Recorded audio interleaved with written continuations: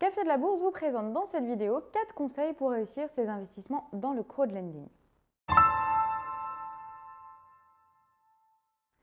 Le crowdlending est le mode de financement participatif le plus répandu. Il s'agit du financement d'entreprises par des particuliers au moyen de prêts souscrits via une plateforme spécialisée.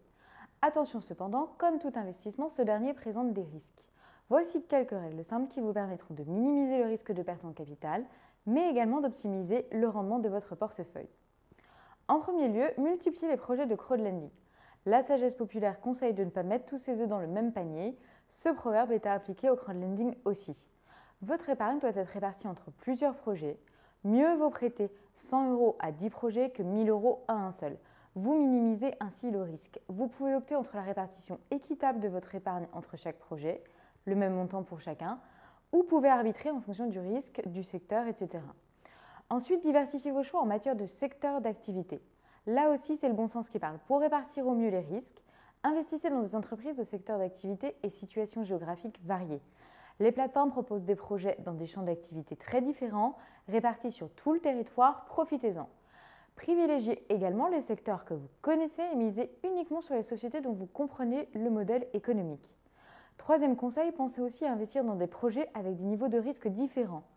Un projet, selon le secteur d'activité de l'entreprise, le degré de maturité de cette dernière, les investissements nécessaires à son lancement et son développement, représentera un risque plus ou moins important. Sachez que plus le risque de défaut est élevé, plus le taux d'intérêt du crédit sera élevé.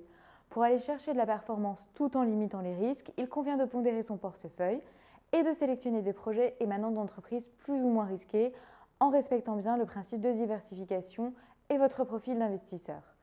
Pas besoin de vous donner des sueurs froides si vous avez une forte aversion au risque. Enfin, choisissez les bonnes plateformes. Et là encore, la diversification est de mise.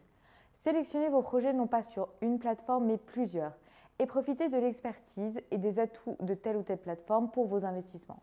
Certaines sont expertes en immobilier, d'autres ont mis en place des fonds de protection qui permettent de compenser les pertes en capital du prêteur dans le cas d'un défaut de l'entreprise au prêteur. D'autres encore proposent un robot de diversification pour vos investissements crowdlending. Il convient de tirer le meilleur parti de chaque plateforme.